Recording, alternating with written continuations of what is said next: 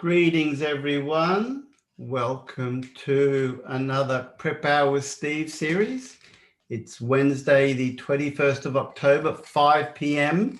on Brisbane on the east coast of Australia, where I'm broadcasting from right now. I hope this finds you all well and moving forward with your preparation for OET. So type in a hello. I'm getting lots of hellos. Just type in your location and the time. Share that with me while I do my final get ready here. Just waiting for the Facebook feed to come on. There it is. Just turn, yeah, that's all good. All right, just get my comment box working there.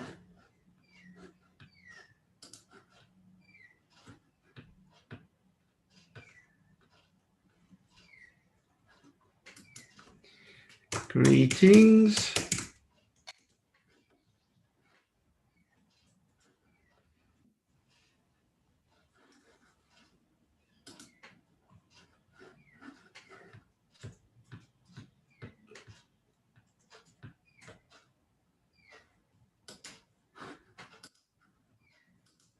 Okay, everyone, let's get started. Thanks, everyone, for being here. We are good to go.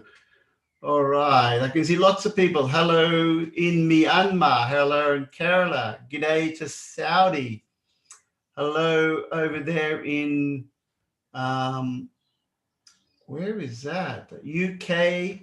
I can see Nigeria. Hello to Tessie in Nigeria. Johnson's over there in Malaysia. Hello to Devi in Saudi, Laws from London, Ghana. Hello, Richmond in Ghana. Bridget is there in Zimbabwe. Devika in Kerala. Abla in the UK. Nisha, UAE. Hello to Vijoy in India. Aliyah down there in Melbourne. So wherever you are and whatever point in time it may be, perhaps you're watching the video of this session.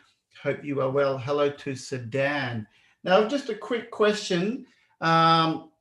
How many nurses do we have today? Type in N if you're a nurse, everyone. This one's a special just for the nurses out there. But I will say that the approach that we use today is going to be useful for all professions. So because it's still medical writing. Okay, so let's get started. Hello to Maketa. I see you there and lots of different faces. Wonderful to have you all on board. Okay, so we're doing nurse writing. Something is called the ISBAR approach. How many of you know the word ISBAR? ISBAR. I can see we have a lot of nurses. That's wonderful. Lots of nurses here today. Excellent. If you know what ISBAR is, just type it in. And I'll just go through. Just so you know, don't forget, we're on Facebook, OET Online Facebook. My name is Steve. As I said, I'm from OET Online. You can like us on the OET Online Facebook page, subscribe to us on YouTube, or visit our website at oetonline.net.au. We are broadcasting on the OET Online channels as well, because we run this series, the Prep Hour series, in conjunction with the OET Centre. So thank you to them for helping us broadcast and helping us help you prepare for this exam. If you do want to know about the courses that we offer, jump on over to oetonline.net.au. We're easy to find, and check out our free trial course to see how it all works. Okay, we do a weekly orientation every Monday if you want to find out more. And that's to find out, costs you nothing, so please do. Okay, now I've got a few people knowing what ISBAR is. I can see some intro, situation, background, recommendation. Thank you, Kim. All right, I'm just going to ask you guys a few questions to begin with. So just some general questions, you know, OET writing, you know, it's writing in your second language is a challenge. Any language learner will know that. I certainly experienced that when I was learning the Japanese language, and my teacher said to me, well, just practice, write an email. And I said, well, I don't know how.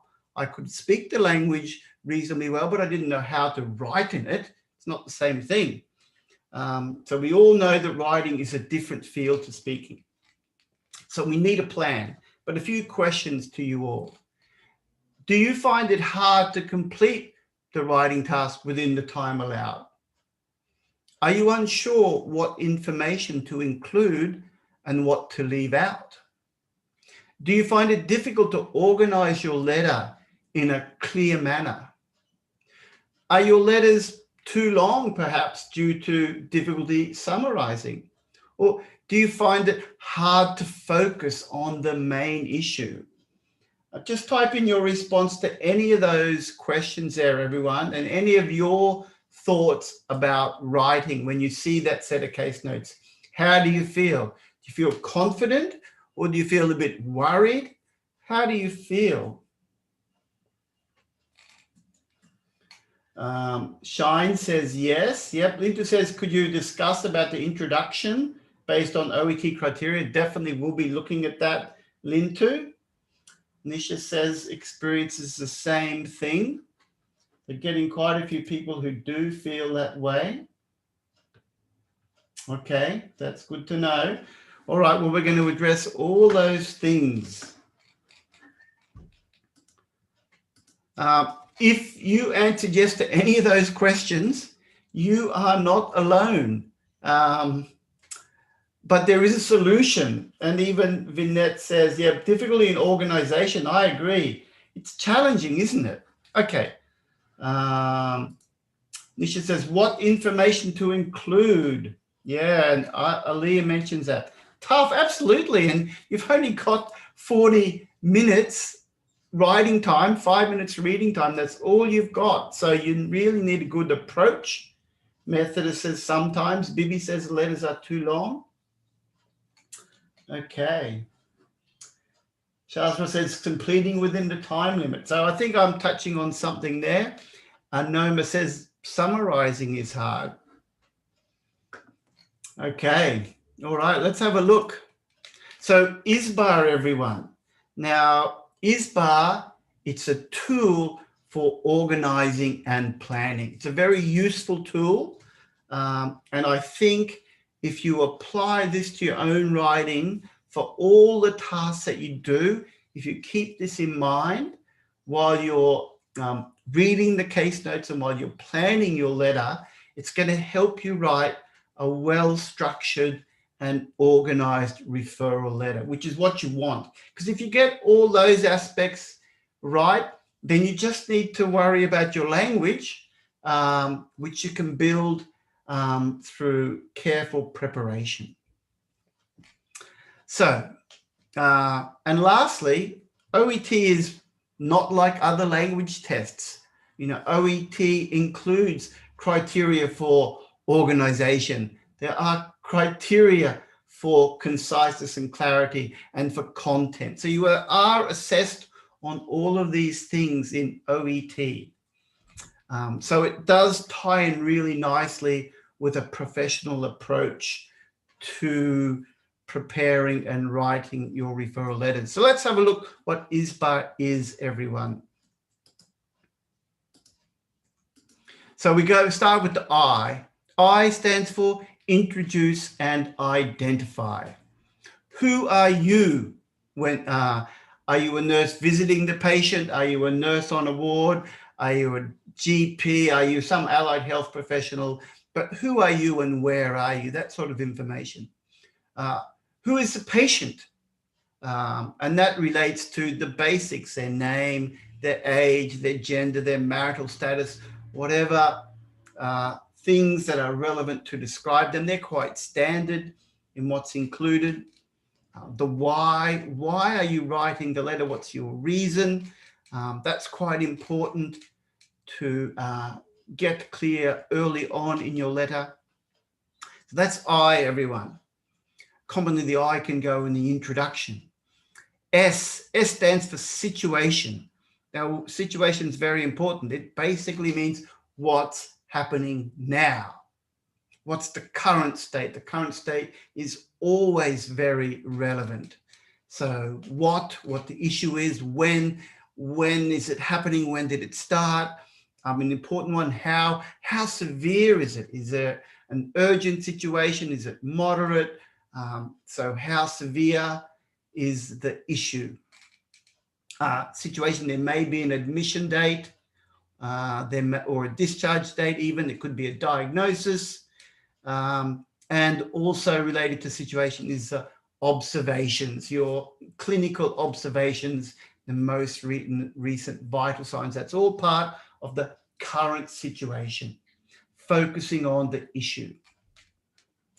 Then we've got B. B stands for background. So that's information that led to the information related to the patient that led to the current situation. What was happening before? It's not necessarily related to the current condition, but it could be a contributing factor or some relevant information. So we need to look at that. It could include past medical history, medications, allergies, relevant social information. That's all in the background. Then we come to A for assessment. So that's you, that's assessment as a health professional. You've identified the problem, you know what it is, you've provided perhaps a diagnosis, you've observed now, what are you going to do? What do you think the best approach is? So that includes the symptoms that you're seeing, the investigations and the investigation results. All of that is part of the assessment. That's the clinical assessment that you do in your workplace, whether it be a hospital or a clinic, wherever it is. Finally, we get just go back one. Finally, we get the R. R stands for request. And that's just your request. What do you want the next health professional to do? Because they're going to provide continuity of care. Your role when you're doing that referral letter has ended, at least temporarily. So it's going on to the next health professional. So what is your request? That needs to be clear. Okay, now a little bit more about ISBAR, because I really want you guys to use ISBAR, to consider it as a tool to help you. So what are the benefits? Well, good thing about ISBAR, it focuses on the health issue, not the health professional, not the person doing the treatment, but it just focuses primarily on the issue that is being treated. That's a good thing.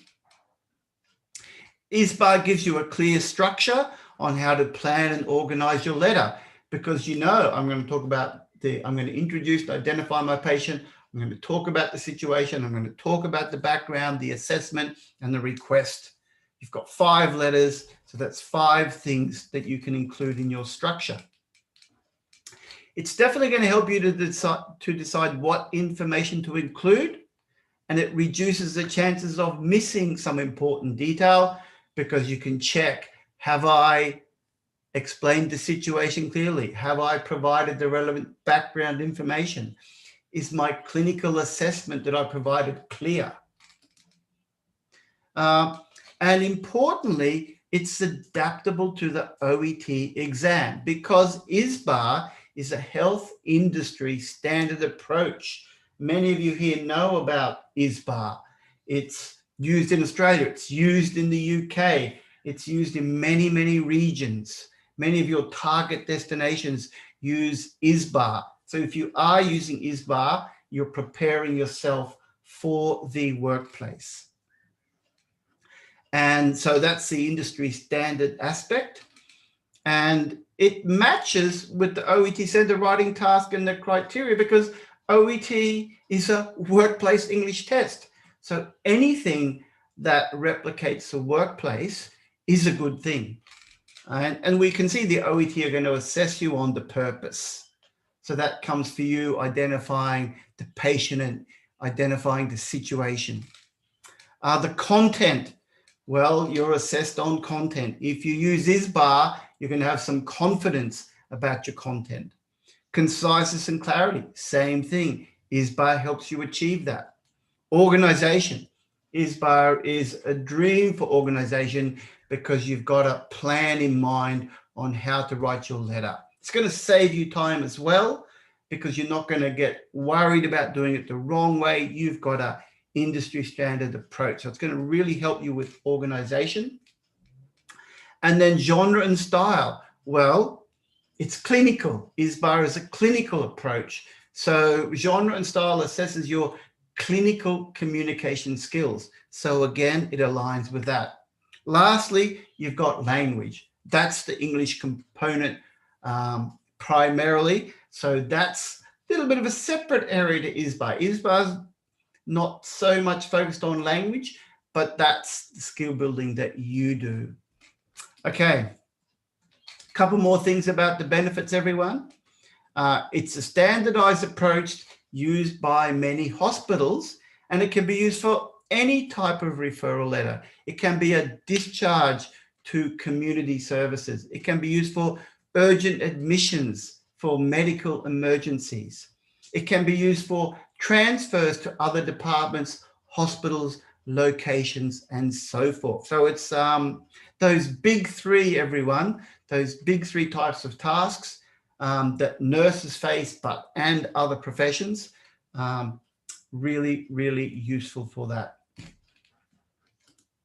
Lastly, very good for nurse-to-nurse communication. It's professional communication.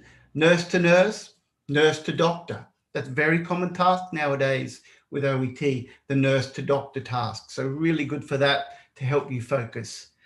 Nurse-to-allied health professional.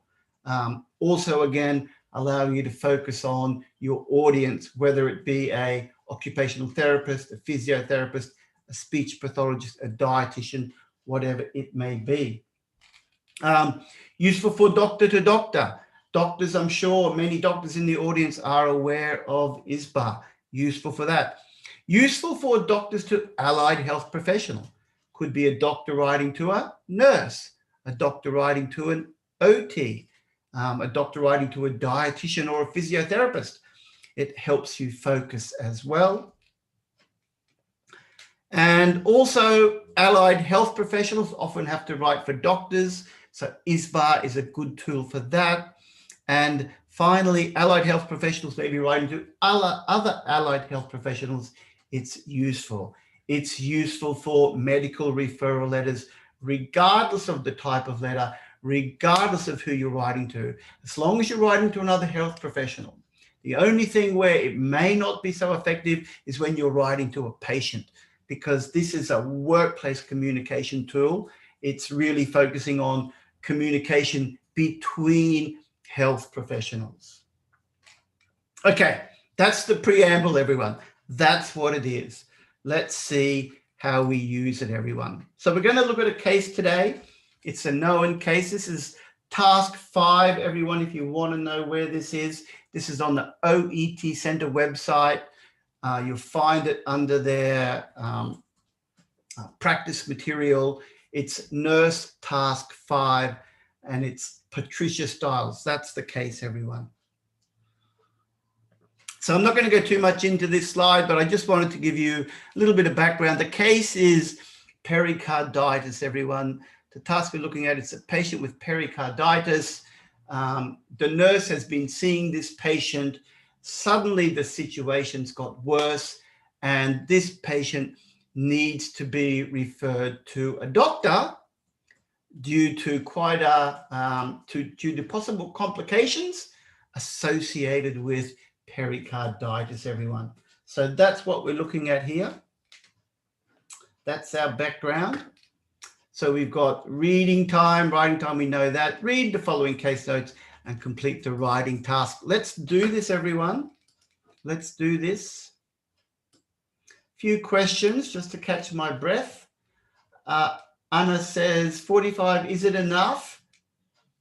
and need to include relevant case note or must have introduction. Yep, this is what's coming up for you, Anna. I think 45 minutes is enough. It's only 200 words roughly. So it's not a long task. It's more about the quality that we're interested in. So I would say, yes, it is enough. Okay, here we go. Now let's just start reading this, everyone. So notes, you are a nurse conducting a nurse home visit as part of a routine follow-up care after this patient's recent hospital discharge. Now I said before the who, so it says you are a nurse conducting a nurse home visit. It's follow-up care for this patient. So the patient has had a recent hospital discharge. That's our background. Patient, Ms. Patricia Stiles, 62. She's got an address. She's got a social background, a retired primary school teacher, lives on her own. Husband died 4 years ago of lung cancer, no children. Okay, so if we look at the ISBAR approach, everyone, what we've just identified there, that's the I in ISBAR, everyone. Introduce and identify. So when you do go to write your introduction, that's where that information comes from. It's really well laid out. You're not going to include all of that information. You're going to select which information you need to introduce that patient. And what do you think, everyone? What do you want to use there to introduce the patient? Well, we said before, the age, yeah, possibly profession, a retired primary school teacher. That's a bit of background there. That's introducing her. Husband died 3 years ago. Okay, that means she's a widow. That could be useful. Lack of support, perhaps. So we've got some basic information we can include there. Now, the medical history, hypertension. We've got a diagnosis, a little bit of extra information. So the diagnosis was in 2011. 2013, it's moderate. She's taking medication for this, but it is well managed. So that's good news with the hypertension. She has diabetes mellitus with a diagnosis date of 2013, and she is taking medication and it is well managed generally. Also has depression, diagnosed in 2016, triggered by death of husband. So there's a bit of a link there with that social background. She has received counseling for that, for the mood swings, and also support for that diabetes management. We've also got a family history, hypertension and diabetes mellitus in the mother, smoking it now in terms of her lifestyle, or she doesn't smoke. She does have a couple of glasses of wine each week. She exercises her dog 20 minutes a day, so she's doing a lot of good things. For diet, she needs ongoing counseling to maintain that diet. And always pay attention to your verbs, everyone. When you see things like that, that's a good learning area for you. We maintain a balanced diet. So when you do go to write case notes, be observant of the language used within the case notes. Perhaps you can borrow that for your own writing. She's got a list of medications there as well that she takes. Okay, so all that information, everyone, that's your B. B for background. That's your background information. So that lends itself to writing a paragraph. We can write a paragraph about the background information. It doesn't have to be, it doesn't have to follow the same order as ISBAR. The background doesn't have to follow the order of the case notes. The background might be, depending on the type of letter it is, that background might be the least important information and it might come just before the conclusion. We don't know yet, but we do know that we can organize it into one paragraph.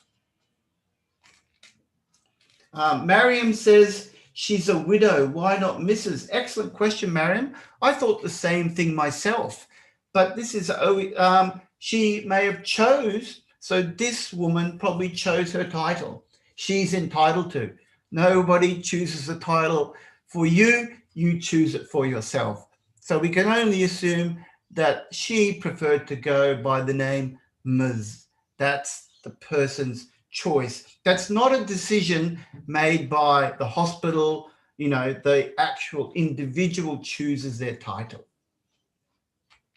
Okay, but quite often, quite rightly pointed out, you will see Mrs. for widows. All right, this is the exception. Okay, so that's the B for background. Now we've got Green Valley Hospital treatment record. So this is related to the recent hospital admission. So on the 23rd, this is our first date, on the 21st of August, she went to hospital. She was visiting her sister. Sister lives nearby, and she was admitted with fever, sharp and pleuritic chest pain. It was worse on breathing, general weakness and malaise, tachycardia. So that was her symptoms on admission. Okay, so that's what happened. And then 24th, one day later, assessment. There's that word assessment. We spoke about assessment, and here it is in the case notes as well. Nice. We've got the vital signs listed, the full examination here. Various tests were done, white cell count, the ESR and so on. Throat swab for viral influenza type B. There was a chest x-ray and an echocardiogram, which revealed pericarditis. That's our first mention, the first mention of this main issue, everyone. Management, IV saline and ibuprofen, that was management that was provided. An evaluation, she has viral influenza type B plus pericarditis. So it's an exacerbation, isn't it? A complication. On the 25th, one day later, she was discharged and advised to self-care at home. And the niece drove the patient home and agreed to stay overnight for 3 nights with a follow-up nurse home visit arranged on the 30th, 1 week later. So here, no prizes for guessing. That's the assessment. That's the assessment section of the ISBAR. So we've already got we've introduced and identified, we've got the background. Now this section is the assessment, the details, and that's what relates to her chief complaint or diagnosis of pericarditis. There it is, everyone. Okay. Now I'm going to continue on. This is the nurse home visit on the 30th of August. Observations, patient unhappy.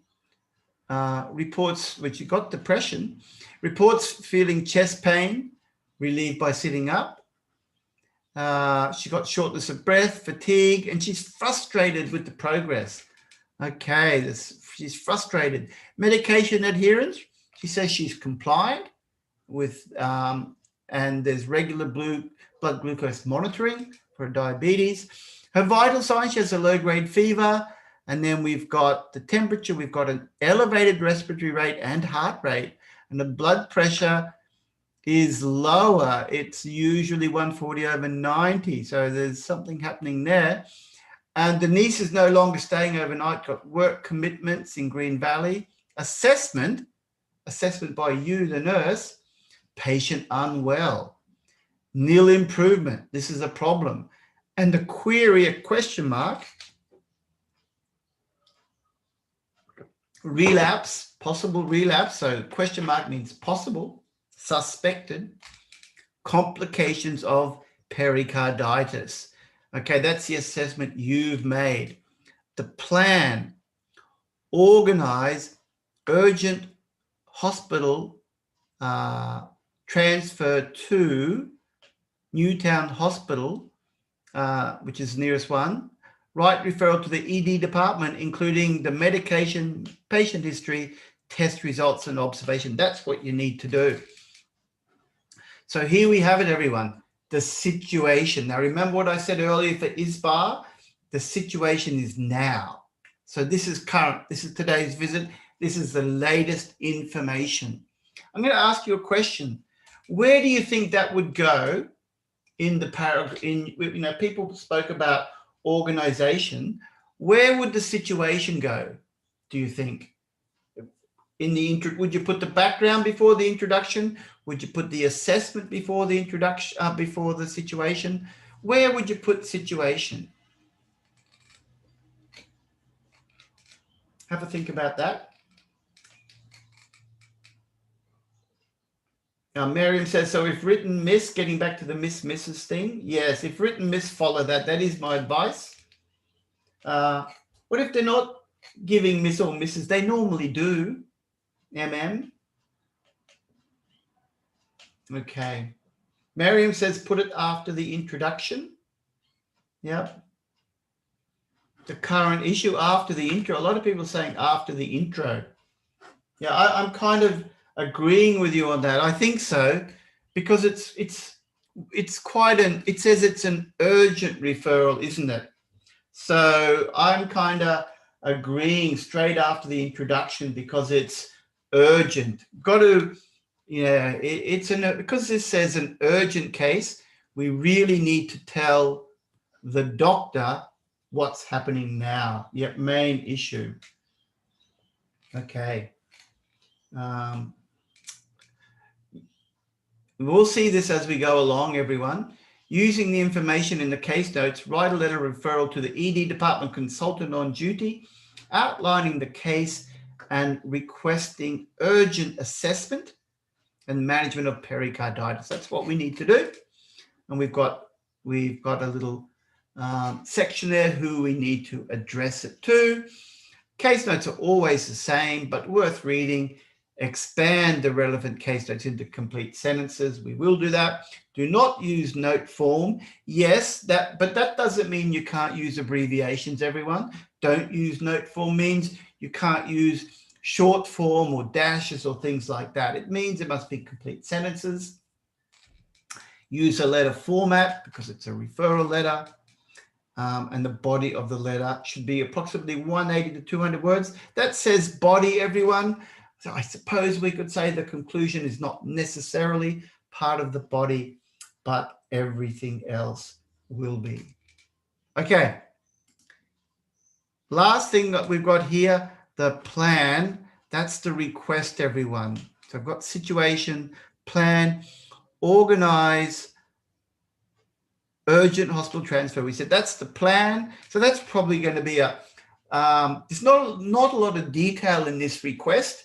It's not like a discharge. If it were a discharge in ISBAR, you might have a lot of requests. There might be many things that you want the next person to do. But because this is an admission, really, you just want them to provide an urgent assessment and management, take over the care. That's what you want them to do. Okay. So if we go back, everyone, so look at that. We've got it. The I for introduce and identify, the B for background, and the A for assessment. That's all here. Now you can see the case notes don't follow the identical order of ISBAR. They don't. They just follow the timeline. But ISBAR doesn't follow the timeline. So the order's a bit, just when you think of ISBAR, don't think of the same order. You don't have to. Just think of including all of the aspects, but not necessarily in that ISBAR order. Okay. But we've got 3 there. And then on this page, we've got the situation and the request. And my advice to you is go through all your different case notes and start applying this approach to it. Start organizing and looking at the structure and deciding which sections you can see. This is really going to help you on exam day with speed and understanding. Okay. All right, so now let's look. I've got our introduction and summary, everyone. So we've got the introduction written here, and I've got 2 options for us, everyone. So in my introduction here, I'm going to introduce, as ISBAR says, but I'm also going to bring a little bit of the S, the situation, because I want to make that clear. So we can blend we can blend the I and the S a little bit here, and you'll see how that works, everyone. So we put our date, who we're writing to, the address, all laid out properly. That's copy and paste, everyone. Copy and paste from the task question. Dear Doctor, read Miss Patricia Stiles. We've got a date of birth. Okay, so option 1, I'm writing to prefer Miss Stiles, a 62-year-old widow who requires urgent assessment and investigations due to a suspected recurrence of pericarditis. So that's great. We know who the patient is. We know they're a widow. We've got their age. And we know that they need urgent assessment and investigation. So our purpose is there. And we also know why a suspected recurrence of pericarditis. Now that's come from the case notes, everyone. I think the case notes said relapse. This writer's used the synonym recurrence. When we come to the second option, a little bit different, everyone. I am a nurse. Look at this one, all the same details, but when it comes to the introduction, this person's introduced themselves.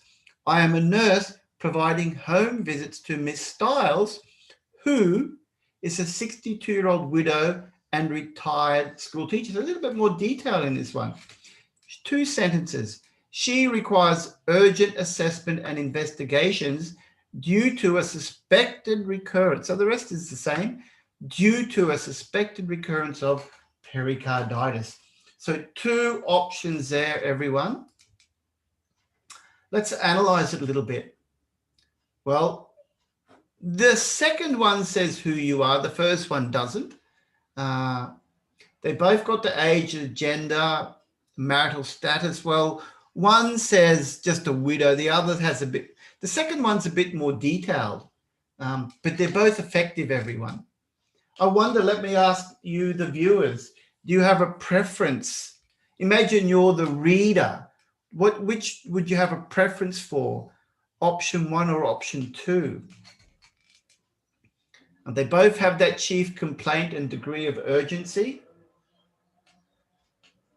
Teddy says, is a 62-year-old widow relevant to the doctor? Absolutely, Teddy, because remember we're doing ISBAR.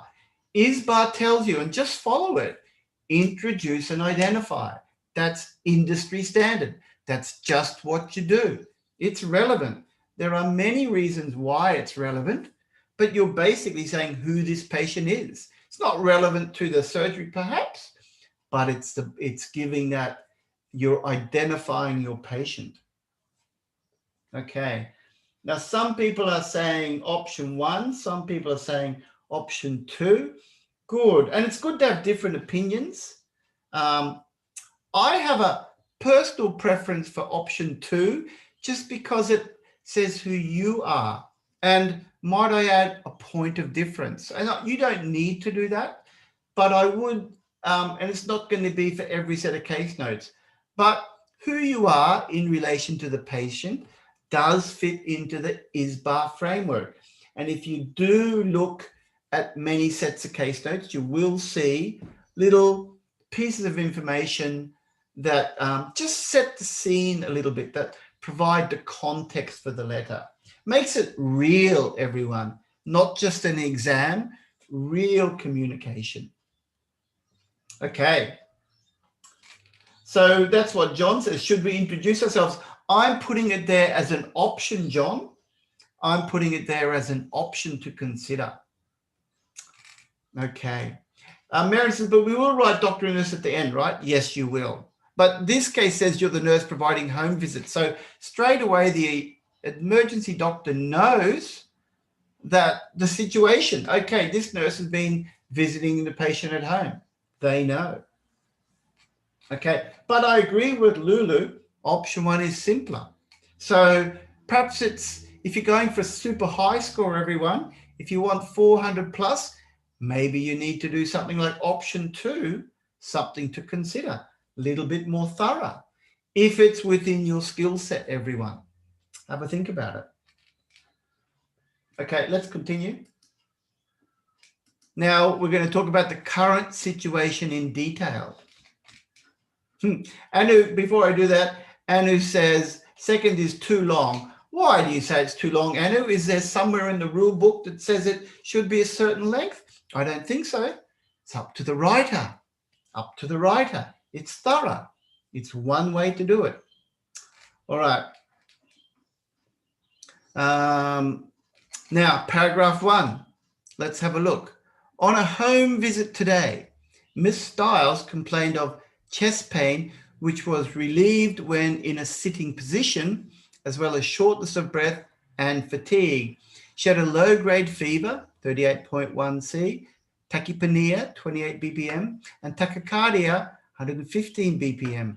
Her blood pressure was 125/78, which was lower than her usual 140/90. So what are we describing here, everyone? We're describing the current situation in detail. So this is paragraph 1, everyone, straight after the introduction. Okay, so what have we done? What situation, when we use ISBAR, situation tells us state the problem. Well, we did that, chest pain. When? Today. We've got that. How severe? Well, she's got shortness of breath and fatigue. It was relieved when in the sitting position. So we know the severity. Observations are here, everyone. The fever, the tachypnea, the tachycardia, all of that, and her vital signs. We've explained the situation in one paragraph. Great. The doctor, the consultant, knows the current situation of that patient. Doctors in the audience, is this what you want to know first? Is this the information you're after? If you're the admitting doctor, is this what you need to know to help you continue the care? Or would you rather get the background information that she's got diabetes, that she's got hypertension? What would you prefer if you were going to continue the care? That is my question to you.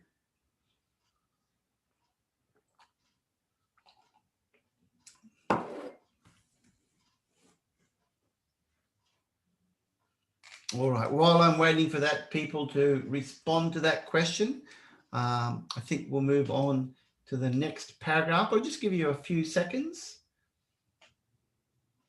All righty. Okay, well, now we're moving on to the assessment paragraph, everyone. Assessment paragraph. So here it is, everyone. Mariam says you need diabetes. Yes, Mariam, but do you need it first is the question. Do you need it first, or is it acceptable to give that information later? Anise says this information followed by the background. We're not even up to the background yet. We're going to talk about the assessment here. Miss Stiles first reported being unwell. Lovely time marker there, everyone.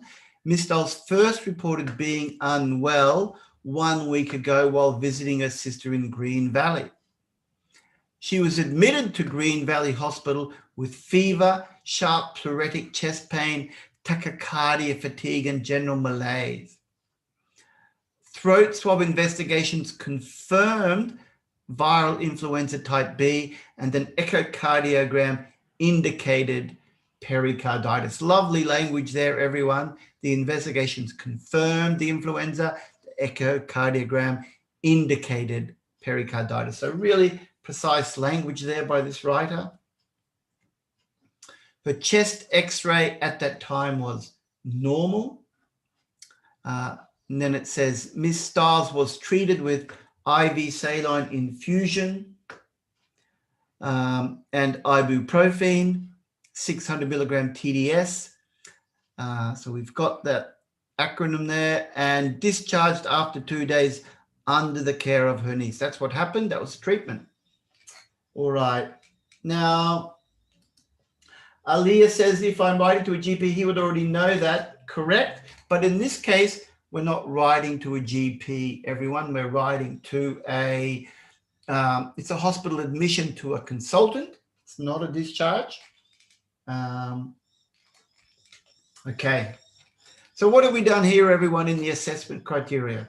Well, we stated what you've done so far. So this is the treatment. This is the first visit, but it's still part of the assessment because it's the chief complaint. It's the pericarditis. So what happened? The symptoms, the observations, investigations, relevant details, and treatment. But I suppose it's a little bit less important than the current situation. So that's why it's coming second. All right, so that's that paragraph, everyone. Okay. Lulu says, do we include normal findings? Sometimes, up to you, whether you think it's relevant. That's decisions that you need to make. Okay. Background, everyone. Background. Well, people were mentioning the diabetes and that beforehand. So we've got here the background. Ms. Stiles' medical history includes hypertension, type 2 diabetes, which are well managed with metformin. I'll get to your question in a moment, Priya. With metformin 500 milligram BD and quinapril 400 mg BD respectively. She's been suffering from depression since the death of her husband 3 years ago, for which she receives regular counseling. So that's all the background information of the hypertension, the diabetes, and the depression, everyone. That's all there in the background. So again, what's background? Information related to the patient. Relevant, that's the key word, not non-relevant. Relevant past medical history. Medications mentioned there as well. And the task said mention the medications, the task question. And it's got a little bit of social information. Not much, but a little bit of background. And then that also links back to when we said she was a widow before. It connects back to that as well. Okay, we come to our request, everyone, the last part of our letter. Hopefully we've got through all this with a little bit of time to spare to complete our request. I've got two options here for you. A very standard one. It would be greatly appreciated if you could take over Ms. Stiles' care and management as you think appropriate. Now that's quite good here. You're writing to a consultant. The consultant will know what to do. So as you think appropriate, it's very respectful. Yours sincerely, district nurse. We've got a second option, a little bit more specific. I suspect a relapse of pericarditis, mentioned again, slightly different words, but I suspect a relapse of pericarditis with possible complications and would appreciate your urgent assessment and management. Yours sincerely, district nurse. Okay, that's just reinforcing what was said in the introduction, but adding the additional possible complications just to give a little bit more detail there. Okay. And so this is good. What do you want the next health professional to do? You need to state that clearly. That's where we've got be clear. That's what you do in your request. Now, as I said earlier, this is a short request because it's an admission, not a discharge. If it were a discharge, you would expect a bit more content in that request aspect because you probably would be, there may be several things that needed to be done. So again, the beauty of ISBAR, it's very adjustable, very flexible. One question there, can we use suffering under the right situation, Litty? Suffering from pain, suffering from headaches. Yes. Suffering from hypertension that's well managed? No. Patient's probably not suffering. So look, think about what you're describing. And is the patient really suffering or not? Okay. And in the case of suffering, this says suffering from depression. Well, I think you do suffer from depression. I think people who have depression are suffering. Okay, particularly after the death of her husband. All right. But I wouldn't say she was suffering from diabetes because it said it was well managed. So I don't think it would be appropriate there. So now here's the whole letter, everyone. This is a very busy slide. So this is put all together. Now I'm not going to read it all because you can see it there on your screen. I've just gone through it. But this comes in at around 200 words, everyone. It's bang on in word length. Someone asked before, the OET Centre don't tell us exactly if the body of the letter includes the conclusion. I think it depends on what information goes in the conclusion. But OET Centre do give you an approximate range, 180 to 200 words. This is about 200 words. It's not really counting the conclusion as part of that. Okay, so let's just look at how we analyze that when we use the OET assessment criteria. There's no point using ISBAR if it doesn't meet the assessment criteria. So that's our next question. Philip says ISBAR is a very useful guide for you. Excellent, Philip. You just practice this and your writing will become very good. Question came through, can we put the date after the address? Yeah, yes, you can. I'm a bit old school. I put the address at the top, but the address could go below the date. I normally put at the top. You could put the date below the address and that would be fine. Okay, let's analyze it. Purpose. The OET wants you to write with good purpose.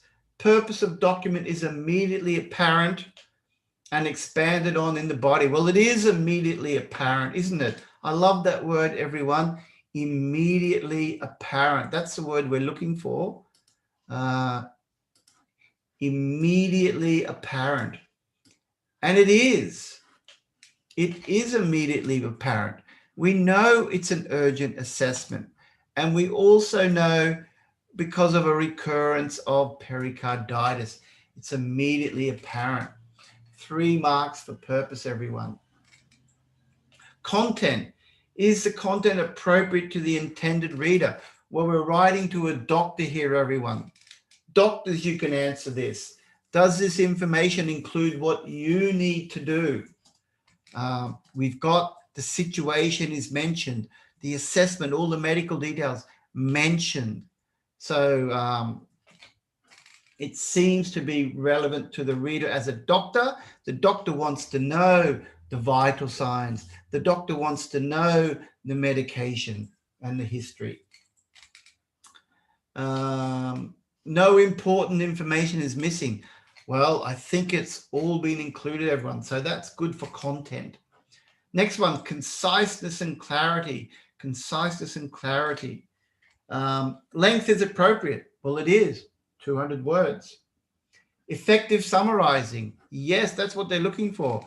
And it's that organization and structure has been effectively summarized. Organization and layout. Logical flow of information. Well, that's our logical flow. We've put the introduction and the situation in the beginning. We've expanded on the situation in the first paragraph. We've put in our medical assessment and details in the second body paragraph. We've put the background in the third body paragraph. And then we've got our request in the conclusion. So I would say this would get 7 out of 7 for organization and layout, everyone. Top marks for that. Flows logically, appropriate paragraphing. And the subsections, this is very important for ISBAR. This is where ISBAR helps you with organization. Look at this. Subsections are well organized because they follow the ISBAR. A subsection, that's a paragraph for situation, for background, for assessment, for request. It's all there for you. And the genre and style, everyone. Someone asked before, is it okay to put TDS? Well, look what it says here. Clinical and factual. Well, that's what this is. This is very clinical. And then appropriate use of abbreviations.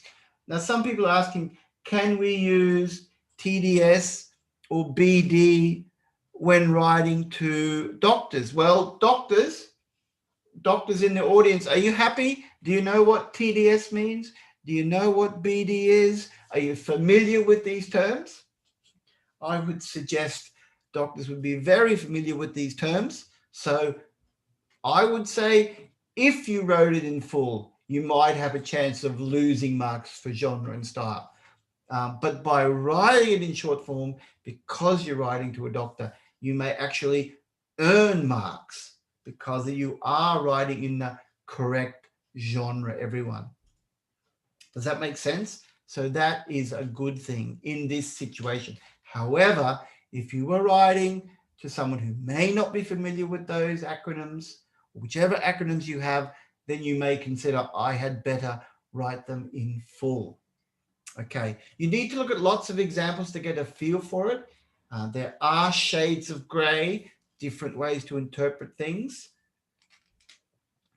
All right, and lastly, language. Language is accurate. Well, it is. I hope you didn't see any mistakes there. I don't think there are. And importantly, when the OET examiners look at language, we don't want any interference of meaning. If you get the meaning wrong, if you misrepresent the case notes, that's not a good thing. So very good marks for language. And there is your letter, everyone, meeting the criteria. So try this yourself, everyone. Try this yourself. Someone asked, should we put a comma after doctor? I prefer to. Again, a little bit old school. I see examples out there where people don't. Find your style and decide what you like, and then own it, everyone. It's my advice. Moving on, everyone. So use ISBAR for your organization. Pass OET on your next attempt. Remember ISBAR. Introduce and identify, situation, background, assessment, request, lock it in. Lock it in. Okay. All right, good one for nurses, everyone. It's a good exam strategy. I would go for it. And he says, our hospital discourages. Well, yeah, a bit of a head scratcher. There's lots of ways to approach. This is a language test. A lot of it is an industry standard. Many people like it. I think it works really well as an exam strategy and something you can take into the future. All right, now, nurses, if you're having trouble passing OET, come with the OET Online. This is exactly what we do in our live classes every single week. We have nurse writing classes on Tuesdays. Make sure you join us. They run at convenient times every week. Breaking news, everyone. Lovely doctor from Japan, Yusuke. Congratulations, Yusuke. Yusuke did a 1-month course with us. He was new to OET. And look at his results, everyone. All above 350. Yusuke is on his way to his ECFMG registration in the USA. If you're USA bound, it's not too late. Jump on board. He said he found OET Online, and he was just amazed at the excellent materials. That's what we've got, and the one-to-one tutorials. He says, I was able to achieve the desired score. You should not miss this opportunity. If you're hesitating, if you're on the fence, just jump over that fence. We will get you to pass. Here's Anjali, some inspiration, everyone. I just like showing this one. Anjali went from 270 to 360 in writing. She really worked hard. We got her to focus. We used ISBAR. We showed her how to write well. And she says here she'd highly recommend all nurses to join OET Online classes to get great success, especially those from India. If you're watching from India, jump on board, come to our website. As I said earlier, we've got a free trial course. Check it out. Okay. All right. And just briefly, if you're on a budget, writing self-study, great content, just 25 Australian dollars. Can't get cheaper than that. Next level up, if you need someone to correct your letters, join our writing correction service. We have an expert team of teachers ready to help you. Our really solid courses, everyone. If you need to pass OET and you need to pass at next attempt and you have no options because you have a job waiting, you have a deadline, don't hesitate. It's worth the investment. Virtual Writing Class Platinum, Virtual Writing Class Standard, 2 excellent courses to get you there. And our top course, everyone, if you really, really want everything, the whole box and dice, go for our virtual writing class. Ultimate could be the best decision you make, and it includes everything that the other courses have, plus private writing tutorials. So you've got all your options to suit your budget, to suit your situation, to suit your need. These aren't in US dollars, everyone. They're in Australian dollars. Thank you very much. All right, any final questions? I think we're all good. We'll be back again for another session. Keep your eye on the OET Online website and OET Centre website for upcoming dates. We'll let you know. And whatever point in time it is, I hope this helps you pass OET. Good luck and bye for now.